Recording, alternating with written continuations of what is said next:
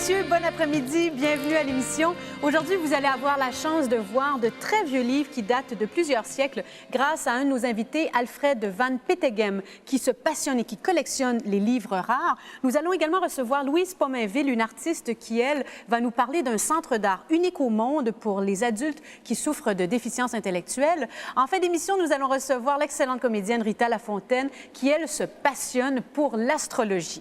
Mais tout d'abord...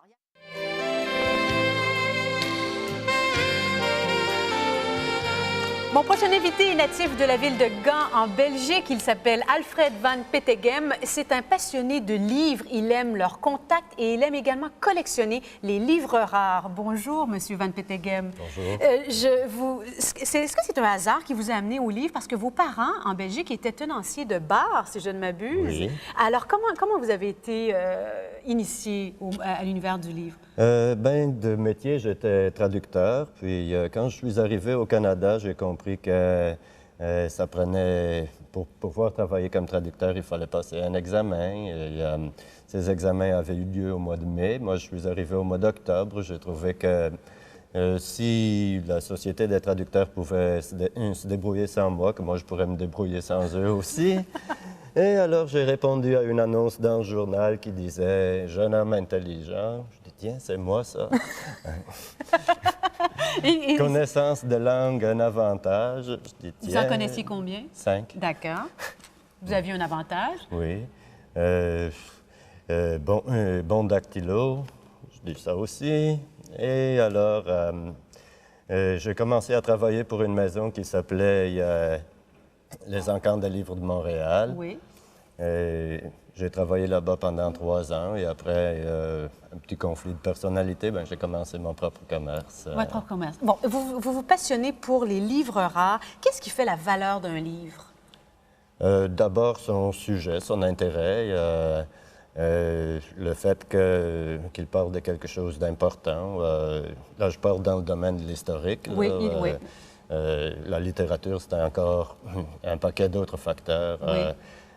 Bien sûr, sa rareté a une importance, mais pas forcément. Si on parle, par exemple, du livre « Les voyages de Champlain », une édition originale, on peut toujours en trouver une, pourvu qu'on est prêt à payer le prix. Mais on peut toujours en trouver une, donc ce n'est pas vraiment un livre rare dans le donc, n'est pas rare tout livre qui date de plusieurs années? Pas forcément. Pas forcément.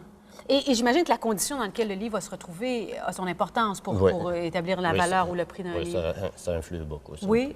Est-ce que les livres se conservent bien, les vieux livres, par rapport à les livres qu'on publie aujourd'hui? Tout ce qui a été imprimé avant 1800, tout ce qui a été imprimé avant 1800, il n'y a pas de problème avec ça. Le papier se conserve parfaitement en soi. Oui. Comme là, vous avez quelque chose de 1689. Ce livre date de 1689. Est-ce que je peux l'ouvrir? Oui, bien sûr. Excusez-moi, je ne savais pas. Il n'est pas fragile du tout. Non? Si vous avez un livre qui date d'il y a une centaine d'années, par exemple, le papier contient de l'acidité et c'est l'acide sulfurique qui a été ajouté pour que le papier se fasse plus facilement. Oui. C'est justement le facteur qui contribue à sa dégradation. Donc, l'acide qu'on rajoute pour quoi? Pour blanchir le papier, j'imagine? Non, pour que les fibres se détériorent plus facilement. Ah bon? Donc, qu'une personne puisse faire beaucoup plus de papier qu'avant. Quand on était obligé à battre la pâte avant que les fibres se décomposent, une équipe pouvait faire une rame, c'est-à-dire 500 feuilles de papier par jour. Ah oui, mais il n'y a pas que du papier fait... vous avez différents documents qui ont été faits sur du papier, ce que vous appelez le papier parchemin, n'est-ce pas? Oui, mais ce n'est pas du papier parchemin. Ce n'est pas du papier? Non, le parchemin, c'est une peau d'agneau. Ça, c'est une peau d'agneau? Oui. Et quel est ce document? Qu'est-ce que c'était à l'époque? Ça, c'est une vente de terrain à Montréal. Un endroit qui se trouve sur la place d'Armes, d'ailleurs. Oui! Et ça date de 1681. L'intérêt de la pièce, cette pièce-ci, est qu'elle est signée par Dollier de Casson.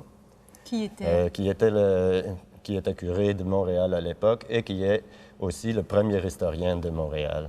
Bon, alors, vous me parliez de qu'est-ce qui fait la valeur d'un livre. Un document comme ça qui est historique, qui a été signé par quelqu'un d'important. Est-ce que ça, vous considérez que c'est bien conservé? Pas tellement. Pas tellement. Non, parce qu'il commence à fendre dans les... Oui. Normalement, ça ne devrait pas se faire, mais à un moment donné, il a dû prendre un peu d'eau ou je ne sais pas quoi. Oui. Oui. Est-ce que vous vous intéressez à tout ou est-ce que, puisque c'est un domaine tellement vaste, est-ce qu'il faut à un moment donné se spécialiser dans certains documents? C'est toujours mieux de se spécialiser. Oui. Moi, je suis très spécialisé. Dans quoi? Dans l'historique canadien et américain, de préférence avant 1800. Avant 1800. Ouais. Où vous trouvez ces livres rares-là? C'est quand même pas des gens qui... Un peu partout dans le monde. Oui. Et je les vends aussi un peu partout dans le monde. Oui, également. Il y a on s'établit un certain réseau. Oui. Est-ce que ça passe par les grandes maisons d'encan comme Christie's Oui, à Londres ou ça Sotheby's? arrive. Oui. Ça arrive, mais là encore, c'est généralement, c'est plus les choses qui sont les classiques que j'ai tendance à appeler les Common Rare Books, donc les livres rares communs, genre Les Voyages de Champlain, l'édition de 1632 complet avec la carte qui va aller chercher 75 000 piastres. Ce n'est pas la sorte de livre que j'aime avoir parce que je l'ai déjà eu. Ah bon? Alors voilà quelque chose d'intéressant. Vous devenez plus exigeant avec l'expérience. Et si le livre vous a déjà passé entre les mains, J'ai une tendance d'être plutôt snob là-dessus. Ah oui? J'aime avoir des choses que je n'ai pas eues encore. En réalité, je suis un collectionneur manqué. Je n'ai pas les moyens de collectionner, donc je fais la deuxième chose la plus possible, j'achète et je vends. Attendez, est-ce que vous lisez tout ce qui est là-dedans? La plupart du temps, oui. Attendez que je montre ce petit livre qui date de quand, à peu près? Ça, c'est 1713. Quel est son intérêt de ce livre? Le journal littéraire n'est pas tellement intéressant, mais il donne des revues de livres et dans celui-là, il y a un petit résumé du journal historique de La Salle, de Sieur de La Salle. De Sieur de La Salle? De sa découverte du Mississippi. Oh là là! Mais pour trouver ça, il faut que vous le lisiez. Il faut vraiment que... Ou est-ce que vous le savez quand vous mettez la main sur ce livre-là qui contient ces informations? Celui-là, non. Et ça, c'est un des petits plaisirs que j'ai. C'est de découvrir des pièces, que des pièces ont un intérêt canadien, comme ça ici. C'est magnifique. Oh là là, que c'est beau. Attendez qu'on le montre. Ça, c'est Esquemelin qui a écrit l'histoire des aventuriers, des boucaniers et de la Chambre des comptes établis dans les Indes, l'édition de 1688. Et dans ce cas-ci, les Indes? Les Indes, c'est les Indes occidentales, donc l'Amérique. C'est l'Amérique? Ouais. Ah oui! Alors, et ça date de, vous m'avez dit 1688. Ouais. Et donc, est-ce qu'on... il y a des cartes? Oui. Ah, il y a des cartes. J'ose pas les déplier parce que je sais que c'est très fragile, mais quand même, juste montrer aux gens qu'il y a des cartes. Donc, ce sont les cartes que les gens dessinaient à l'époque. Ouais. Ça, c'est... Attendez, je vous laisse ça traite surtout du Golfe du Mexique, les pirates, etc. Mais l'intéressant ici, c'est qu'il y a un chapitre à la fin. Oui. Je vous laisse replier ça. Excuse-moi. Non, ça va. Prenez votre temps parce qu'il y a beaucoup de vécu là-dedans. À la fin, il y a un chapitre qui parle de l'état des pays qui sont aux plus puissants monarques de l'Europe dans l'Amérique. Et ça commence par « Le roi de France possède beaucoup de pays dans l'Amérique septentrionale appelée Nouvelle-France. Il ne sera pas hors de propos de dire ici un mot de l'origine et des progrès de l'établissement des François dans cette partie de l'Amérique septentrionale. » et d'en faire même une courte mais exacte description afin que les Français qui n'ont jamais été sur les lieux et qui s'intéressent à la gloire de la nation puissent connaître par l'étendue et par la beauté de ce pays l'avantage et l'importance de cet établissement. C'était le guide Michelin de l'époque. À peu près, à peu près. Donc, est-ce qu'il y a des choses que vous lisez là-dedans qui vous surprennent ou qui vous choquent ou qui vous font réagir? Réagir, oui, dans ce sens qu'on voit que les gens ils n'ont pas changé. Maintenant, l'électricité a changé nos vies, mais notre façon de vie est foncièrement la même.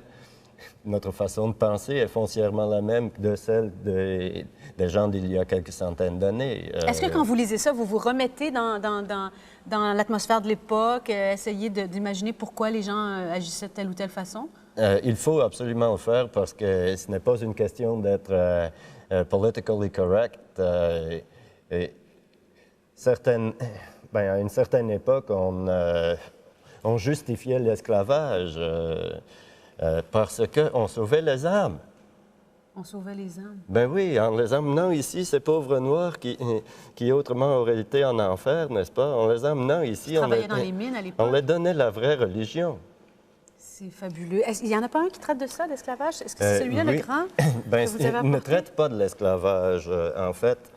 Ah non, c'est pas le récit d'un homme qui s'est sauvé? Non, Vous n'en avez pas apporté un comme oui, ça? ça, c'est le récit d'un homme qui s'est sauvé, Un Noir qui s'est sauvé, qui a réussi à sauver l'esclavage et qui s'est en allé en Angleterre. Et c'est son petit journal, son histoire qu'il a écrit Ouais, à cette époque-là. Et ça date de quand? 1844. 1844. Lui, il est récent. C'est fabuleux. Eh bien, Alfred Van Peteghem, on aura envie de continuer longtemps, mais je vous remercie beaucoup d'être venu partager ça avec nous à l'émission. Ça a été mon plaisir. Après la pause, c'est l'excellente comédienne Rita Lafontaine qui nous parle de sa passion pour les astres et l'astrologie. À tout de suite.